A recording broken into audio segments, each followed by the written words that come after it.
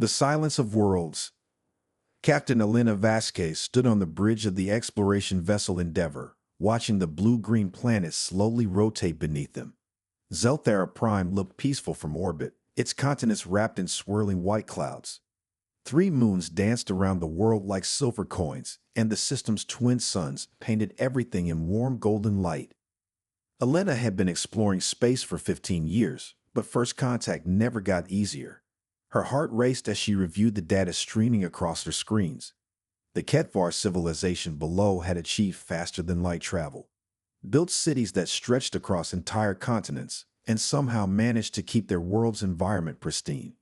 Most importantly, they had responded to humanity's greeting with what seemed like genuine curiosity and welcome. "Captain, we're receiving another transmission from the surface," reported Communications Officer Chin Y, his voice carrying barely contained excitement. "Chancellor Vexthal requests permission to visit our ship personally." Elena exchanged glances with her first officer, Commander Marcus Thompson, a tall man whose steady presence had gotten them through more difficult situations than she cared to count. His slight nod confirmed what she already knew. This was unprecedented. In humanity's brief history of galactic exploration, no alien leader had ever requested to board a human vessel during first contact. "Grant permission," Elena decided. "Full diplomatic protocols. I want our best people on this." The next few hours transformed the Endeavor's main conference room into a showcase of human achievement. Dr. Sarah Kim, their xenobiologist, had prepared detailed presentations about Earth's biodiversity. Engineer Paulo Santos displayed holographic models of human technology, carefully selected to demonstrate capability without revealing military secrets. Cultural specialist Amanda Foster had assembled art, music, and literature representing every continent on Earth. Chancellor Vexthal arrived with a small retinue, transported aboard by a shuttle that moved with impossible grace. The Ketvar leader stood nearly 8 feet tall, with sleek silver skin that seemed to shimmer in the light. 4 arms moved with elegant precision, while large golden eyes studied everything with what appeared to be genuine fascination. When Vexthal spoke, the translation software rendered his voice as cultured and diplomatic. "Captain Vasquez, your species intrigues us greatly," the Chancellor said, examining a holographic display of human art. "We have observed many civilizations, but humans possess a unique combination of creativity and determination. Your people have achieved so much in such a short time." Elena felt pride swell in her chest. "We're honored by your interest, Chancellor. Earth's greatest strength has always been our diversity. Every human culture has contributed something valuable to our collective journey to the stars." The diplomatic sessions continued for days. Ketvar scientists shared their advances in energy manipulation and biological engineering. Humans demonstrated their expertise in adaptive technology and resource utilization. Trade agreements took shape, along with plans for cultural exchange programs. Elena began to imagine human students learning in Ketvar universities while aliens experienced Earth's varied climates and cultures. Dr. Kim was particularly excited about the biological research possibilities. "Captain, their cellular regeneration techniques could revolutionize medicine," she explained during a private briefing. "And they're fascinated by our immune system adaptability. This partnership could benefit both species enormously." Engineer Santos was equally impressed with Ketvar technology. "Their energy efficiency is remarkable," he told Elena. "They can power entire cities with systems smaller than our backup generators. If we could adapt their techniques to human needs, we could transform energy production across all human colonies." Chancellor Vexthal seemed especially interested in humanity's colonial expansion. During one session, he studied star charts showing human settlements with what Elena interpreted as admiration. "Your species spreads quickly," Vexthal observed. 12 colonies in less than a century of interstellar travel. "Most civilizations require millennia to achieve such expansion." "Humans are naturally curious," Elena replied. "We've always been explorers. When we see new horizons, we feel compelled to reach them." Indeed, the Chancellor agreed, though something in his tone gave Elena a momentary pause. "Your expansion is remarkable." After 2 weeks of negotiations, the formal alliance treaty was ready for signing. Alina felt genuine optimism as she prepared for the ceremony. First contact had exceeded every expectation. The Ketvar possessed technology that could solve humanity's energy problems, while humans offered biological diversity and adaptive solutions that fascinated their new allies. The signing ceremony took place in the Endeavor's observation deck, with Zelthera Prime providing a stunning backdrop. Alina signed her name with careful precision, followed by Chancellor Vexthal's flowing script in Ketvar symbols. As they shook hands, or rather as Alina shook one of Vexthal's 4 hands, she felt they were making history. "This alliance will bring prosperity to both our peoples," Alina said. "Indeed it will," Vexthal replied, his golden eyes reflecting starlight, "though perhaps not in ways you expect." Alina dismissed the strange comment as a translation quirk. She was too excited about returning to Earth with news of humanity's first major alien alliance to worry about subtle linguistic oddities. The Endeavor began its journey home the next day, but Alina had barely settled into her captain's chair when everything changed. The ship's long-range sensors detected massive energy signatures throughout the sector. At first, Alina assumed they were observing Ketvar fleet movements, perhaps some kind of celebration of the new alliance. Then the first distress signals arrived. "Captain," Communications Officer Chen called out, his voice tight with worry. "I'm receiving emergency transmissions from New Geneva Colony. They report unknown vessels in orbit, demanding immediate surrender." Alina's blood turned cold. New Geneva was humanity's newest agricultural colony, home to nearly 3 million civilians. Unknown vessels? What's their configuration?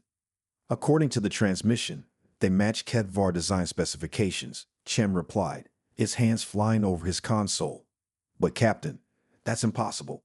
The Ketvar are our allies now." Before Alina could respond, more signals flooded their communications array. New Rotterdam colony under attack. Harmony Station requesting immediate assistance. New Tokyo reporting Ketvar vessels firing on evacuation ships. Alina stood frozen for a moment, her mind refusing to process what she was hearing. Then training kicked in, and she began issuing orders with calm precision that belied her inner turmoil. "All stop. Red alert. Chen, give me a direct channel to Chancellor Vexthal immediately. Thompson, plot emergency courses to every human colony in this sector. Santos, I want maximum power to sensors. I need to know exactly what's happening out there." The next few hours brought a steady stream of horror. Colony after colony reported Ketvar attacks. Not random raids or territorial disputes, but systematic, coordinated assaults clearly planned long before Alina had ever met Chancellor Vexthal. The aliens who had praised human achievement and signed treaties of friendship were methodically destroying every human settlement they could find. Dr. Kim worked frantically at her station, analyzing the attack patterns. "Captain, this isn't random," she reported. "They're targeting our most productive colonies first. Agricultural worlds, mining operations, research stations. They're trying to cripple our expansion capabilities." Alina finally received a response from Chancellor Vexthal, but it wasn't the explanation she desperately hoped for. The Ketvar leader appeared on screen with what Alina now recognized as predatory satisfaction rather than diplomatic courtesy. "Captain Vasquez," Vexthal said, his 4 arms gesturing elegantly, "I trust you are observing our operations with interest." "You're attacking innocent civilians," Alina said, fighting to keep her voice steady. "We have a treaty, an alliance." "We have a document you signed in ignorance," Vexthal corrected. "Humans expand too quickly, Captain. Your species takes resources without permission, establishes colonies without regard for existing territories. You are, as you say, naturally curious, also naturally dangerous. Those colonies are in unclaimed space," Alina protested. "Our surveys showed no intelligent life, no territorial claims." Vexthal's golden eyes gleamed with something Alina could only describe as amusement. "Space is never unclaimed, Captain. The Ketvar Empire has observed and managed this entire sector for 3,000 years. We simply chose not to occupy worlds we deemed unsuitable for our needs. That does not make them available for human colonization." Alina felt the bottom drop out of her world. "Then why didn't you tell us? We would have negotiated." found other systems. Because, Captain Vasquez, humans do not negotiate from positions of weakness. Your species only responds to superior force. We studied your history thoroughly. Your wars, your conquest, your tendency to take what you want rather than ask permission. We concluded that coexistence was impossible. So you decided to murder millions of innocent people. We decided to solve a problem before it became unmanageable, Vexthel replied with chilling calm. 12 million humans will die today across your colonies. A regrettable necessity, but far fewer than would die in a prolonged galactic war. Elena stared at the screen in shock. 12 million. The number was incomprehensible. You're monsters. We are pragmatists, Vexthel corrected. And we are not alone in this decision. The Zephyrian Confederacy, the Altarian Republic, the Void Runners Collective. We have all agreed that humanity's expansion must be stopped before your species becomes an existential threat to galactic stability. Elena's console erupted with new alerts. Her sensors were detecting massive fleet movements throughout the sector. Not just Ketvar vessels, but dozens of different alien configurations she didn't recognize.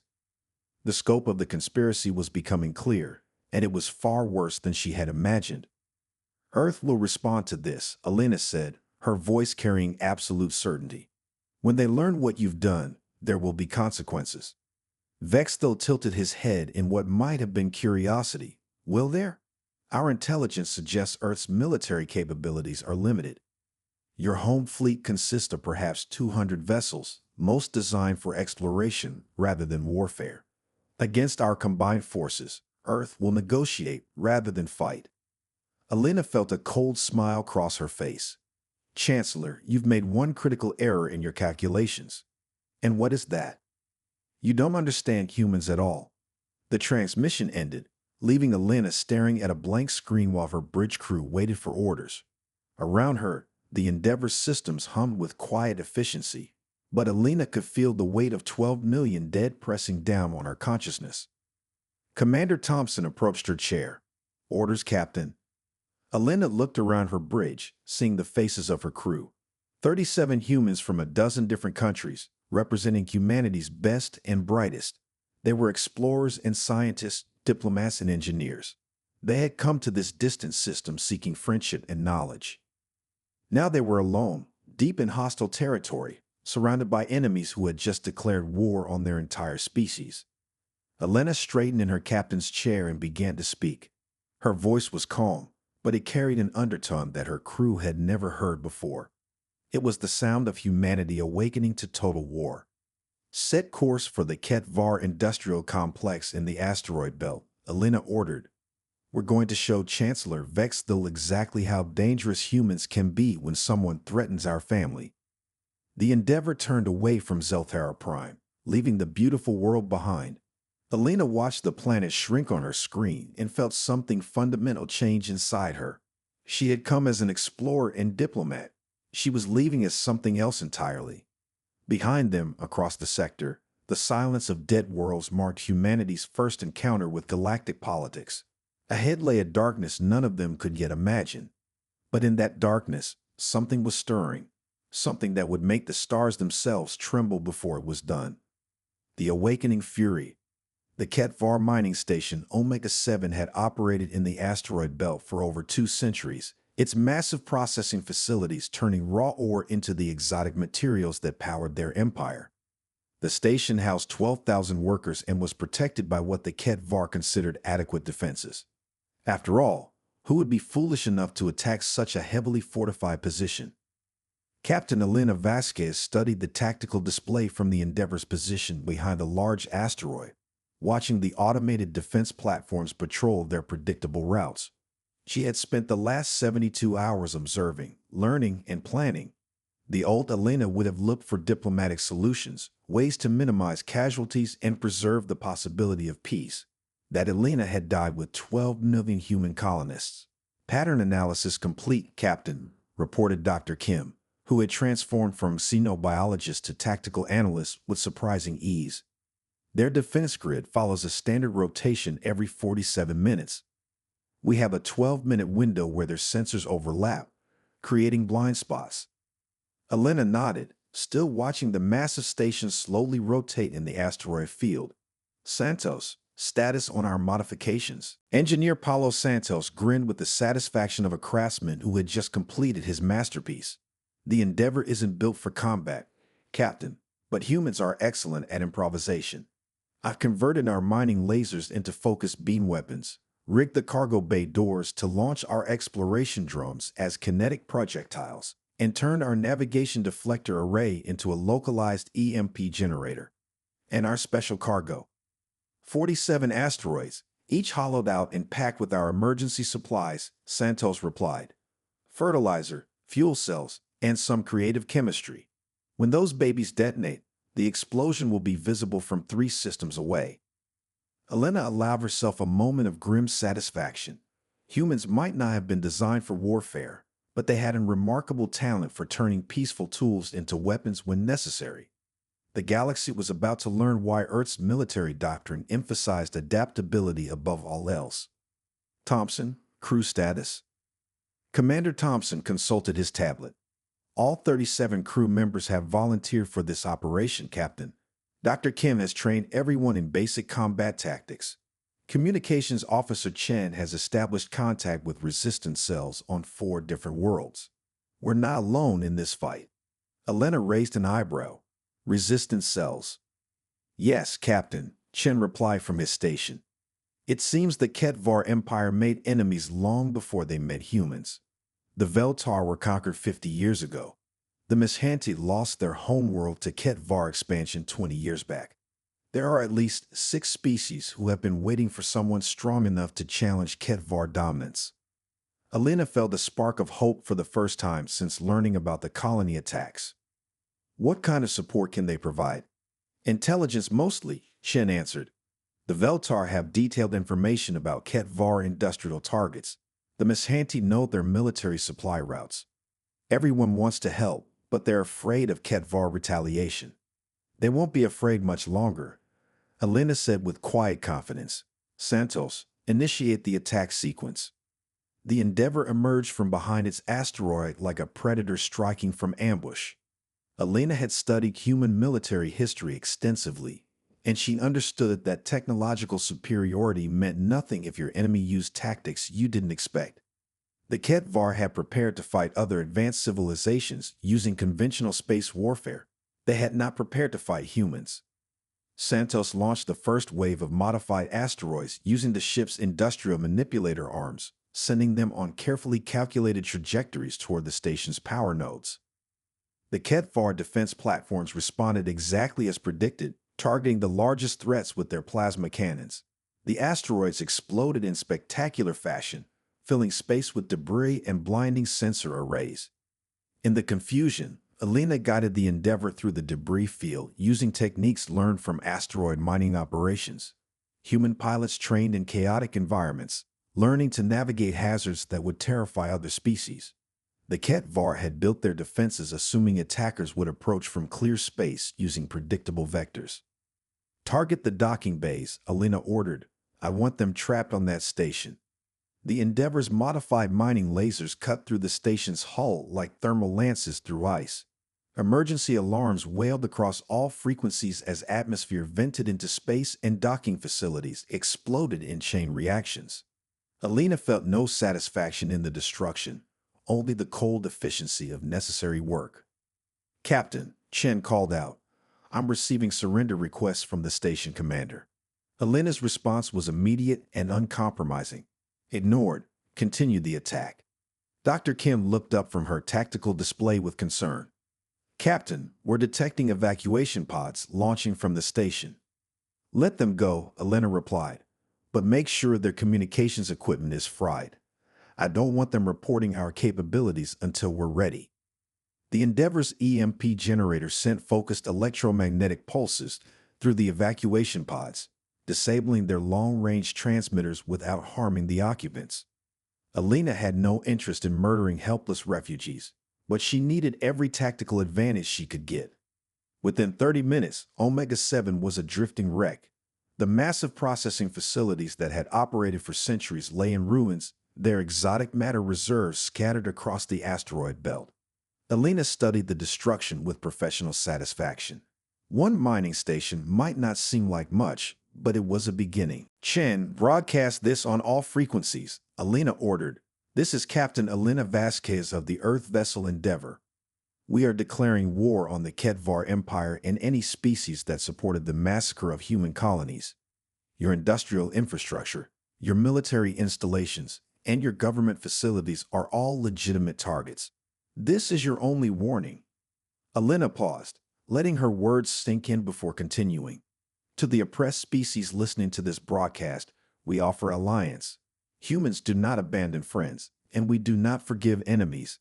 Help us, and together we will bring down the powers that have terrorized this sector for too long. The response was immediate and overwhelming. Alina's communications board lit up with messages from dozens of sources. Velta rebels offering intelligence on Ketvar fleet movements. Mishanti survivors providing detailed layouts of enemy installations. Even species Alina had never heard of reached out, eager to strike back against their oppressors. Over the following weeks, the Endeavor became the nucleus of a growing rebellion. Alina discovered that humans possessed a unique talent for asymmetric warfare that other species found both fascinating and terrifying. Where alien civilizations fought with rigid doctrines and predictable strategies, humans adapted constantly, improvising solutions that worked precisely because they were unprecedented. Engineer Santos became a legend among the rebellion's technical specialists. His ability to turn civilian equipment into military hardware inspired resistance cells across a dozen worlds. Cargo haulers became missile platforms. Mining equipment became siege weapons. Communication arrays became electronic warfare systems. Dr. Kim's biological expertise proved equally valuable. Her knowledge of diverse ecosystems helped sabotage teams understand how to disrupt enemy supply chains without causing permanent ecological damage. The rebellion gained support from environmental factions who had opposed Ketvar industrial policies for generations. Commander Thompson coordinated with military specialists from allied species, learning their strengths and integrating their capabilities into human tactical doctrine. Alina watched with pride as her first officer transformed from a starship commander into a strategic genius, combining the best elements of multiple military traditions into something entirely new. Alina herself became something unprecedented in galactic politics. She was simultaneously a military commander, a diplomatic leader, and a symbol of resistance that inspired beings across the sector. Her tactical victories demonstrated human capabilities, while her treatment of prisoners and refugees showed that humans fought for justice rather than conquest. The Ketvar Empire, meanwhile, struggled to adapt to their new reality. Chancellor Vexthal had planned for conventional warfare between established powers. He had prepared for siege campaigns, fleet battles, and occupation scenarios. He had not prepared for an enemy that struck from shadows, vanished before retaliation, and turned civilian infrastructure into weapons of war. Alina received regular intelligence reports about the growing chaos within Ketvar space. Their military commanders argued about how to respond to human tactics. Their industrial leaders demanded protection for facilities that could be attacked from any direction. Their political leaders faced rebellion from subject species who had found new hope in human success. The breakthrough came when Alina received a priority transmission from an unexpected source. The message originated from Earth itself, transmitted through a relay network that had taken weeks to establish. Captain Vasquez, the familiar voice of Admiral Sarah Chen, Alina's former commanding officer, filled the Endeavor's bridge. We've received your intelligence reports and tactical assessments. The President has authorized a full military response to the colony attacks. Fleet Admiral Morrison is en route to your position with the entire Home Defense Force, plus reinforcements from our shipyards. Alina felt her heart leap. How many ships, Admiral? 247 vessels as of our last count, Chen replied. But Alina, that's not the important number. Earth's industrial capacity has been mobilized for total war production. We're launching an additional 50 ships per month, and our shipyards are expanding constantly. The corporations that built our colonies are now building our fleet. Alina stared at the communications display in amazement. Earth's government had done exactly what she had hoped but barely dared to expect. They had committed everything to this fight. There's more, Admiral Chen continued. The president is declaring the establishment of the Human Colonial Defense Pact. Every human colony, every human settlement, every human citizen anywhere in the galaxy is now under the protection of Earth's military. Attack one of us, and you attack all of us. Elena smiled for the first time since learning about the colony massacres. Admiral, how long until Fleet Admiral Morrison arrives? 18 days, Chen replied. Can you hold position until then?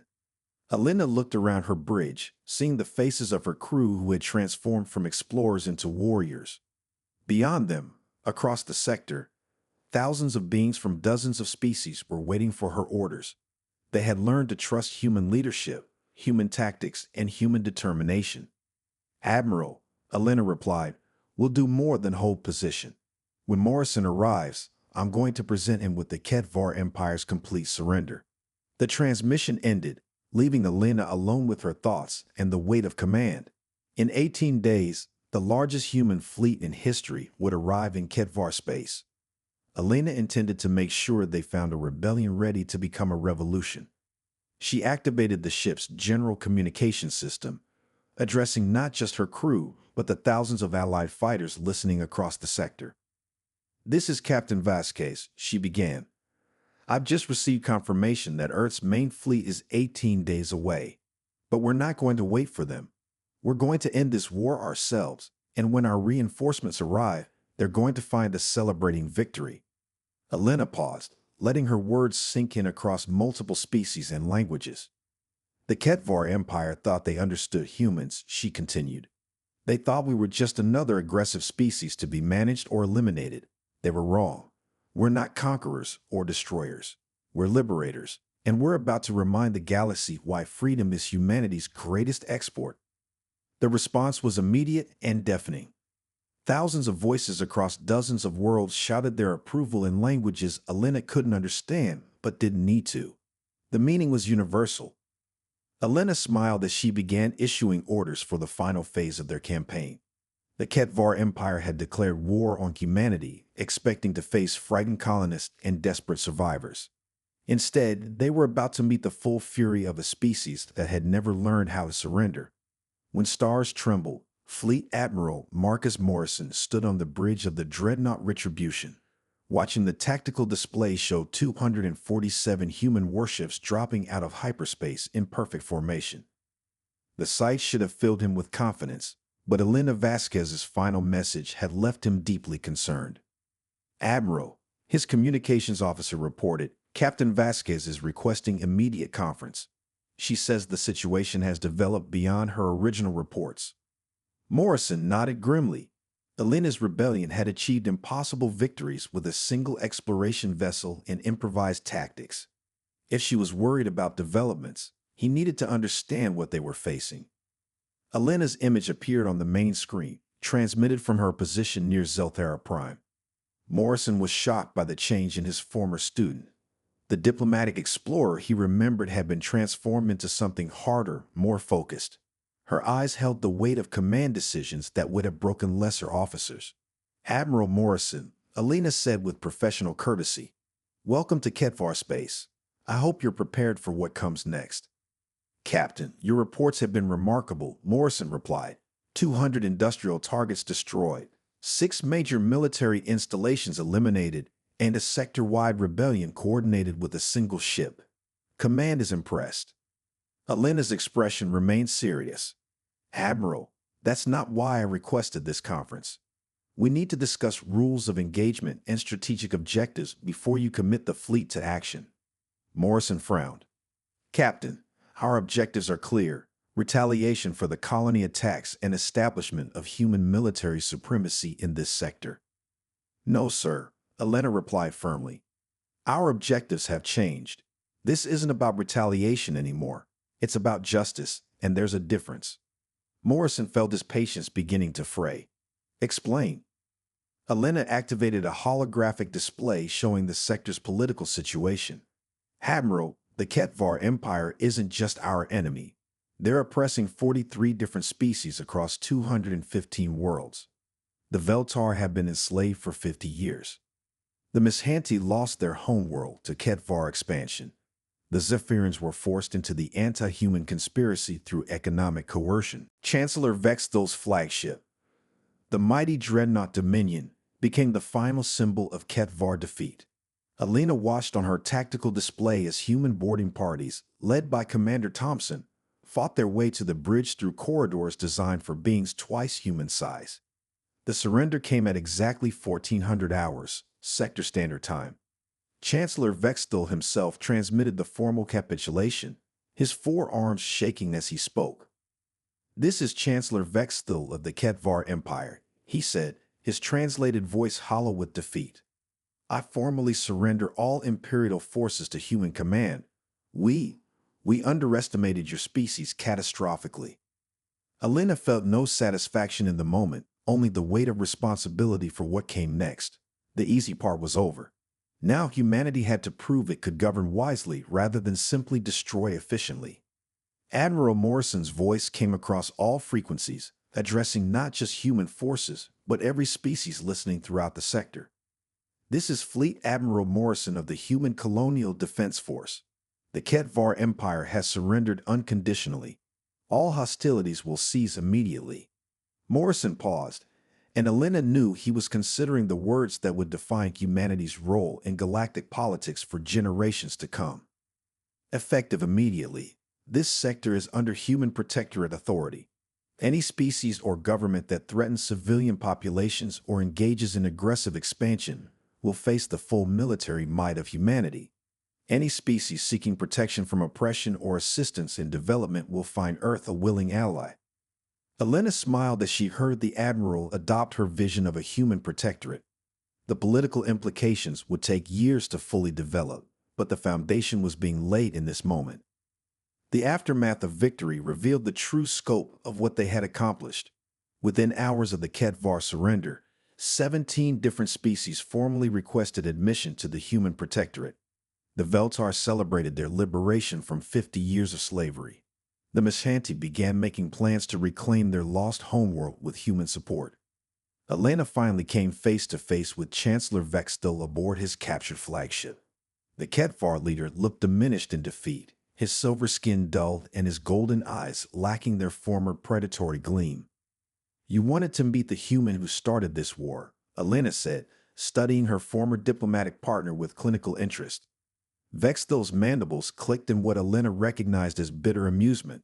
"I wanted to understand how one species could be so catastrophically underestimated by our intelligence services." Alina considered the question seriously.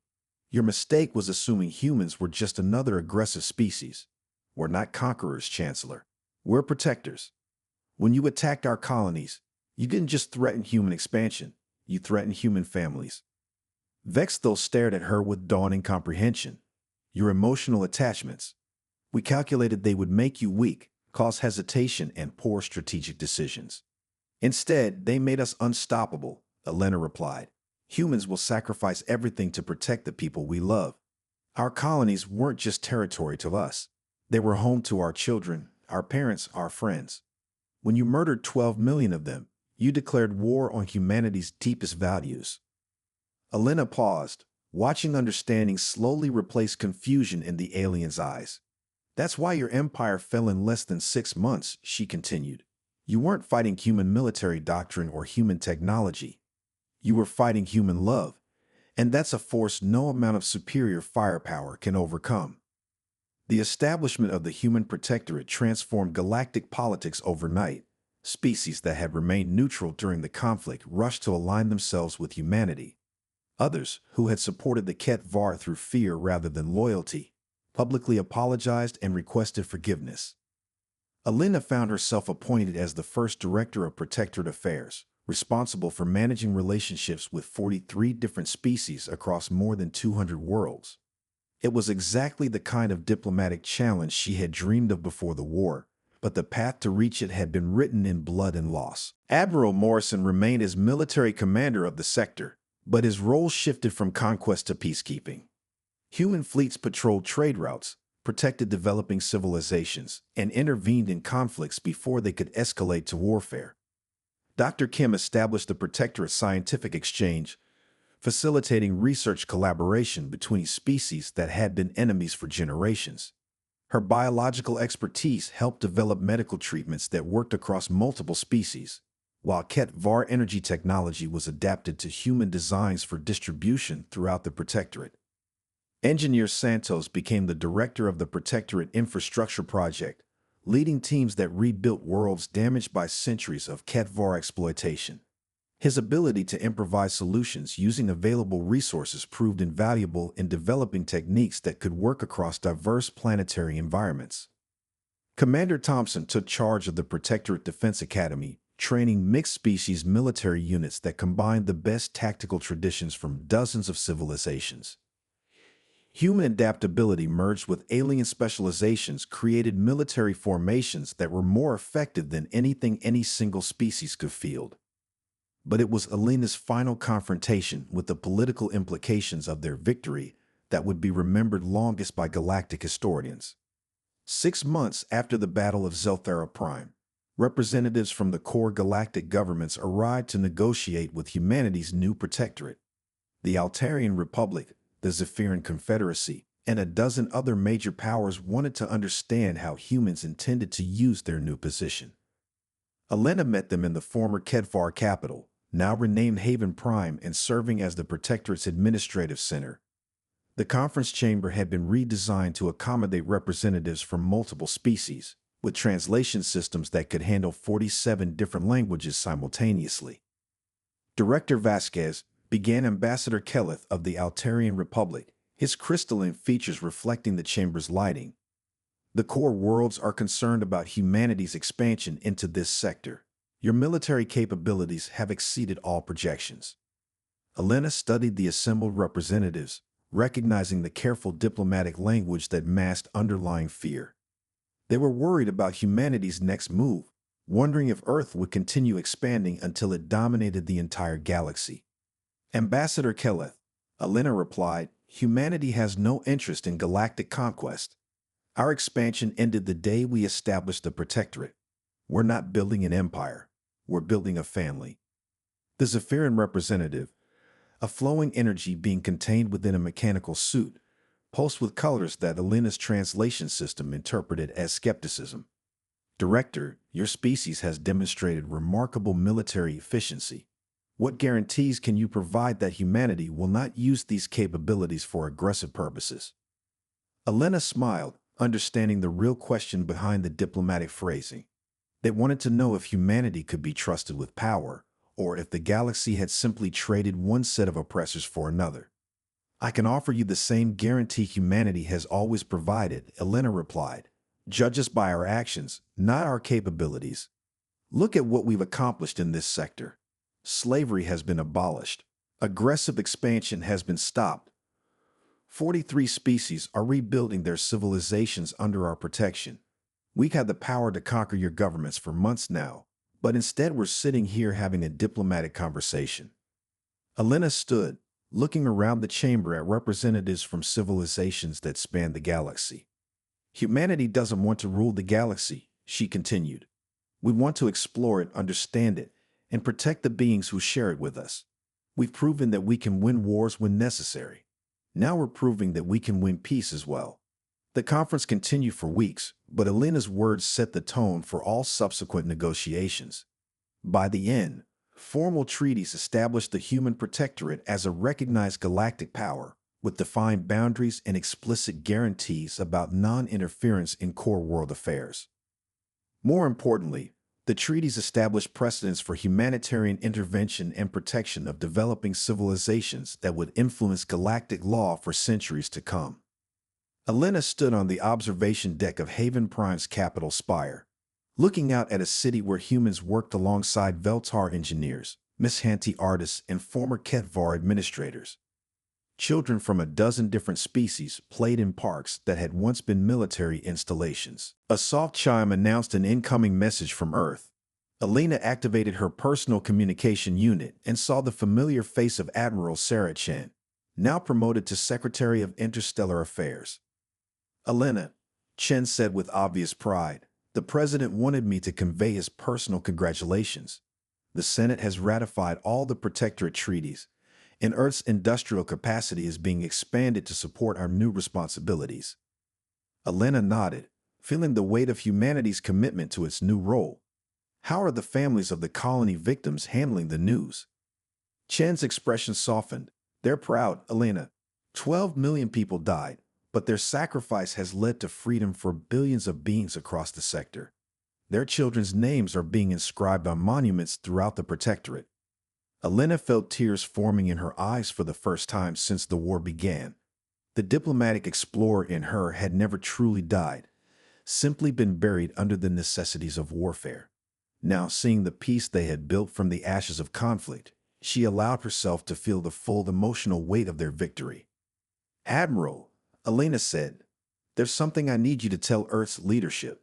Humanity has become something unprecedented in galactic history. We're not just another powerful species. We're the guardians of galactic civilization itself. Elena paused, looking out at the stars that no longer seemed distant and hostile, but filled with potential friends and allies waiting to be discovered.